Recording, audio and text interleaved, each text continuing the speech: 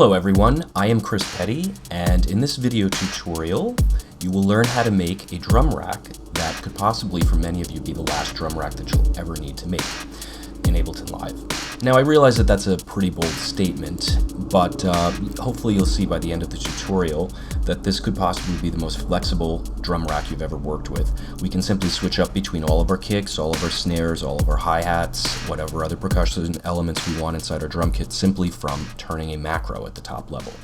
So I just want to do a quick review of what we already know about drum racks. So I have a drum rack loaded into a MIDI track. This is a blank one. And what we know is that Ableton Live's interface supports drag and drop from the operating system. So if I go to a Finder window and I grab a couple drum elements, it's as easy as dragging them into the drum rack. And it instantaneously makes a kit. So this is very, very handy, but being that the drum rack can house 128 different elements, sometimes we're tempted to load more in, and this can sometimes create more problems than not. So in this example of the problem kit, I have nearly 128 cells filled. And the big problem with this is that it becomes very difficult, first, to actually play the different parts if I want to play the beat in. I'm kind of a big fan of that, and I think that any part that you can play in, you should play in, and definitely with rhythm elements, simply because I don't have keyboards with the range to be able to cover this. And also, sometimes some of the sounds get lost. It's a lot to keep track of 128. So, what I'm going to do is I'm going to go and create a new MIDI track, and on that MIDI track I'm going to put a blank drum rack. So for this, what we'll be needing is the sampler instrument from Ableton Live Suite. If you only have Ableton Live full version, don't worry, you can actually upgrade to the sampler instrument if you want. Personally, I think it's probably the best instrument inside Ableton Live, allowing for a tremendous amount of flexibility in sound design and also being able to do really, really cool tricks like the one you're going to see here. So what I'm going to do is I'm not going to drag samples directly from my Finder into the drum rack. What I'm going to do is I'm going to go and I'm going to take a sampler instrument and place it in the first cell here at C1. When I do this, I'm going to double click to expose the sampler, and what I want to expose is my zone page. And on my zone page, this is where I do the drag and drop inside sampler from the operating system. So what I'm going to do is I'm going to go back to my Finder window, and I'm inside a folder right now of 200 different kick drums. And I kind of like most of these kick drums, and many of them I would probably use at different points for different tunes. But I don't want to make an individual kit where I have just one of those kick drums and then another snare. Maybe I have only a couple of them. So what I'm going to do is I'm going to select the first kick drum in this folder, and I'm going to scroll down to 128. And what I'm going to do is I'm going to hold Shift and I'm going to strike on 128. So I've now selected 128 different samples. And what I'm going to do is I'm simply going to click and drag them into Sampler's zone.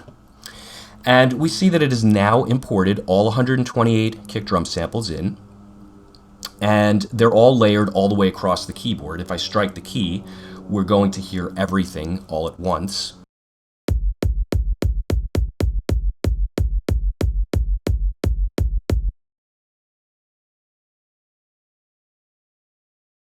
Drums we're hearing at what moment in time.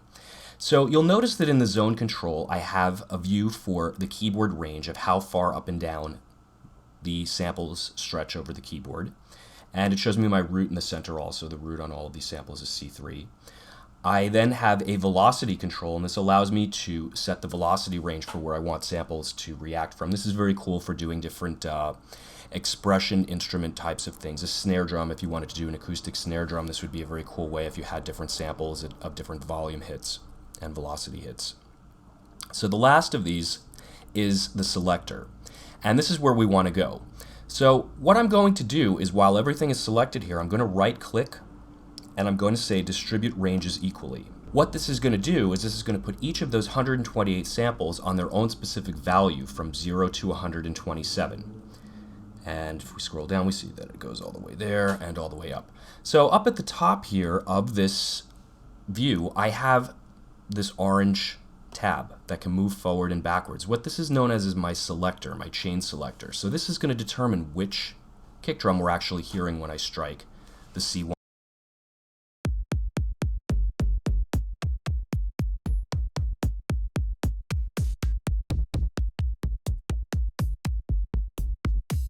So what I'm quickly going to do is I'm going to right-click on that selector, and I'm going to say map to macro 1. And I'm going to rename macro 1 by right-clicking on it and saying rename. I'm going to call it kick. And now, when I roll the dial on the macro 1,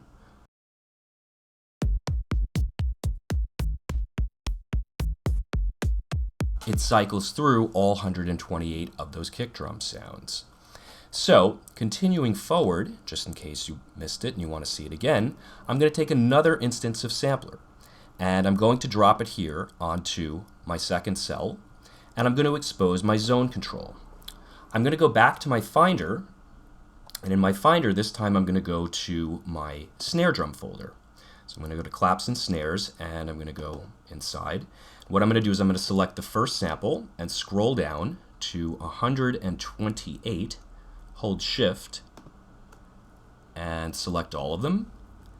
So now, again, I'm going to click and drag them into the zone control on the sampler. I'm going to go to my selector page, and on the selector page I'm going to right-click and I'm going to say distribute ranges equally. This is again going to place each clap and snare at its own individual value from 0 to 127 for the selector. And what I'm going to do is I'm going to go to the selector again, and I'm going to right-click on it, and I'm going to say map this one to macro 2. So if I click here, I'm just going to quickly rename this snare. And now when I strike C#1,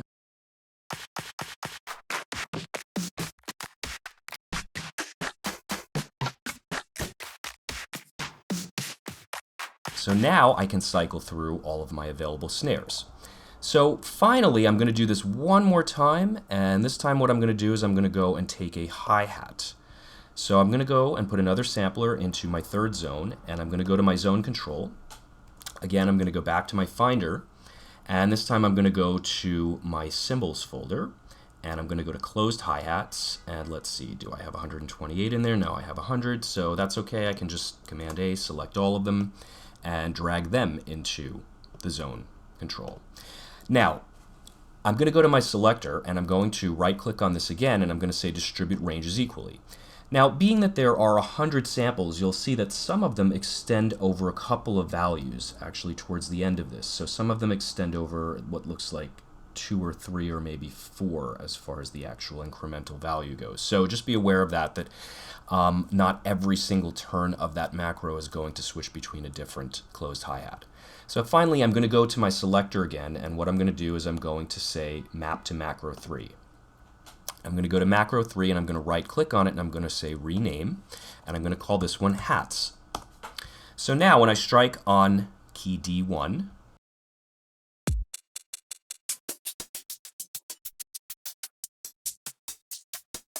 so very quick example of what this is going to allow me to do. I'm going to go into my track here, and I'm going to create a new clip for the drum rack. And you'll see that it's very, very clean here also inside the MIDI clip, that I only have a key that represents my bass drum, a key that represents my claps, and a key that represents my closed hi-hats. Yet, I have several hundred samples in here at the same time that I have accessible and the ability to switch between. So what I'm going to do is I'm going to put the kick drum here, and I'm going to put another kick drum here, and let's put a snare here, and let's take the hi-hats and put them here. Just do eighth notes all the way across. And then what I'm going to do is I'm going to select everything, and I'm going to right-click, and I'm going to say duplicate or Command-D. Let's zoom out again. Let's select all, and let's loop everything with the Command-L button. And I'm going to extend the range out here, and I'm going to put another kick drum here. And I'm going to extend this out to exactly 3, and let's put another kick drum here. So now, if I play this clip back,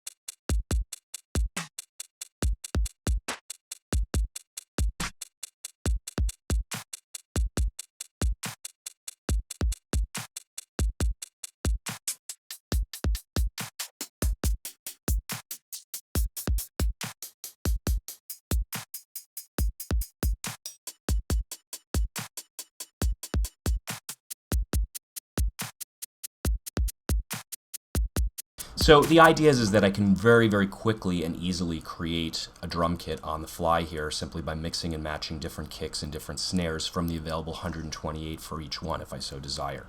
Now I can go a step further with this also. What I'm going to do is I'm going to go back to my kick chain and I'm going to select the sampler. What I'm going to do is I'm going to right click on it and I'm going to say group. This is going to place it inside an instrument rack, and the instrument rack is what's known as a nested rack. It's a rack inside a rack. So the drum rack is housing an instrument rack inside it, and the instrument rack has the sampler that we're triggering our kick drums from. So there are some desert island parameters that you would always want to have control over for editing and shaping different drum parts. And those desert island parameters are pitch and decay, or length of the sample. So what I'm going to do is I want to put these controls at the top level macros of this instrument rack. I'm also going to rename this instrument rack kick, just so that everything is represented properly when I go to the MIDI clip and on the drum rack faceplate itself. So back to my pitch mapping, I'm going to go to the pitch oscillator page inside the sampler. And what I'm going to do is I'm going to right click on the transpose and I'm going to say map to macro 2. One of the things that you probably noticed here is that this first macro is already eaten up by the assignment that I did for the kick drum selector on the top level. This is just the way that it works. You'll see that with each of the different parts that you have, my snare is going to be overridden once I group it by macro number 2 on the instrument rack that it's packed inside. So it's just something that you have to deal with. And it's only one knob, so big deal. So we see that my transpose is mapped to macro 2, and it goes in a range of plus 48 to minus 48. This is a little bit extreme for me, so what I'm going to do is I'm going to hit the map mode here, and I'm going to set my minimum range on that knob to minus 12, and I'm going to set my maximum range to plus 12. This is generally a good range for being able to repitch a kick or a snare. You have a full octave up and a full octave down. So I want to map my decay time for the length of this kick drum so that I can make it shorter if I want to. If the sample is longer, I can let it ring out for as long as I want. So I'm going to go to my filter global page. Over on the right hand side is where my volume envelope is located. And what I want to do is I want to locate my decay control. So I'm going to right click on my decay and I'm going to say map to macro 3.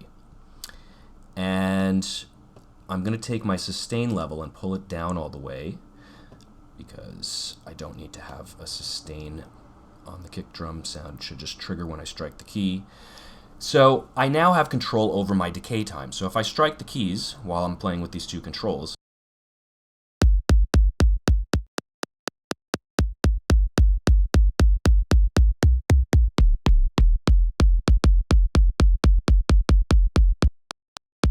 so this gives me even more control to do things. And finally, the last thing that I would want to do is I would want to be able to set velocity sensitivity for each of these different elements.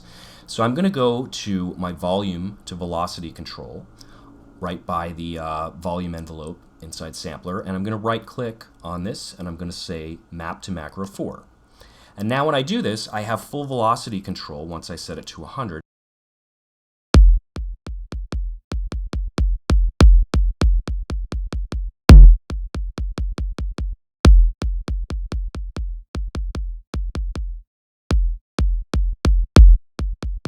And I would simply repeat this process for each of these different elements that I have. Generally, I think that 16 is pretty much enough parts for me for a single drum kit. Some of you may argue and feel that it should be more or it should be less. That is ultimately left up to you. Don't forget that once we actually have this put together, we can add internal sends and returns to the different parts. Like for instance with my clap and snare, if I wanted to add a reverb to it, I'm going to go up to my live devices folder and go to my audio effects and take a large hall reverb and drop it here into location, and I'm going to expose the elements on my drum rack and I'm going to expose the sends.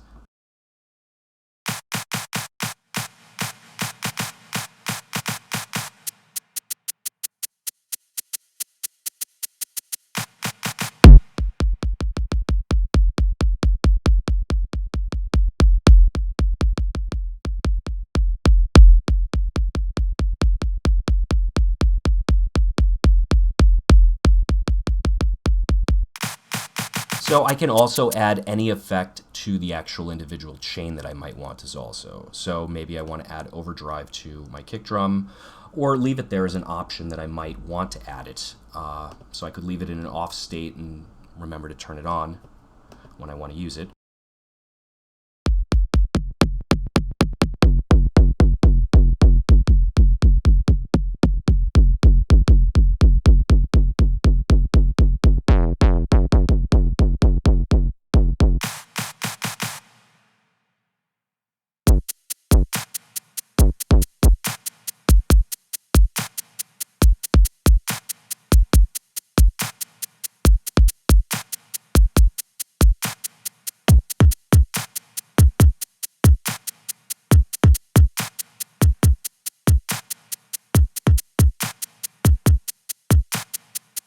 And don't forget that there are audio effect racks as well.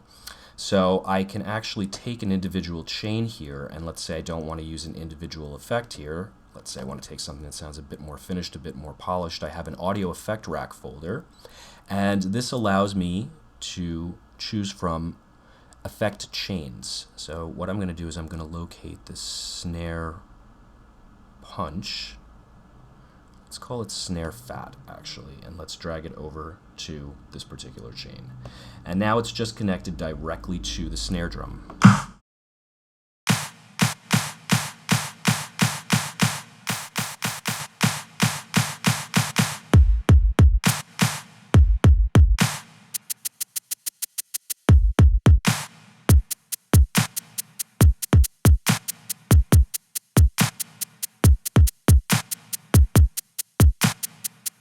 So there you have it. Don't forget to save the drum rack. I'm just going to pull up a finished version of my own just so that you can see what it looks like. And I'm going to go actually to MIDI clips, because another little trick that you can do with this is that once you've actually created the beat, you can simply drag it over to a location inside your library.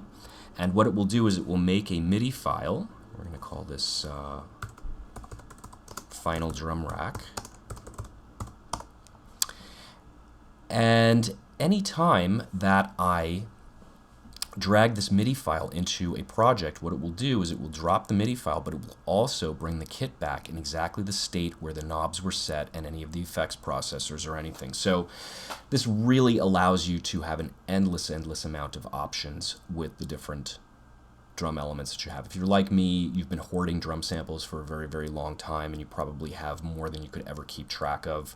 And this is a great way just to be able to instantaneously be able to select through the different kits, kicks, snares, hats, whatever other elements you have while the beat is running, so that you can see exactly what's going to fit into the tune that you're working on. So I'm just going to take this one, drag it over here, and this is kind of what my final drum kit looks like. So you'll see that I have kick, snare 1, snare 2, clap 1, clap 2, closed hi-hats, open hi-hats, a second set of closed hi-hats, rides, and a crash. And the total number of parts that I have is 10. And when I go up here to take a look inside the clip, we see it's actually much cleaner and much easier to handle and get around than it would normally be if we had 128 parts filled, if we filled up the entire drum rack. So I hope that you see the power with what's available here, and I'm just going to play back what the final drum kit sounds like for me.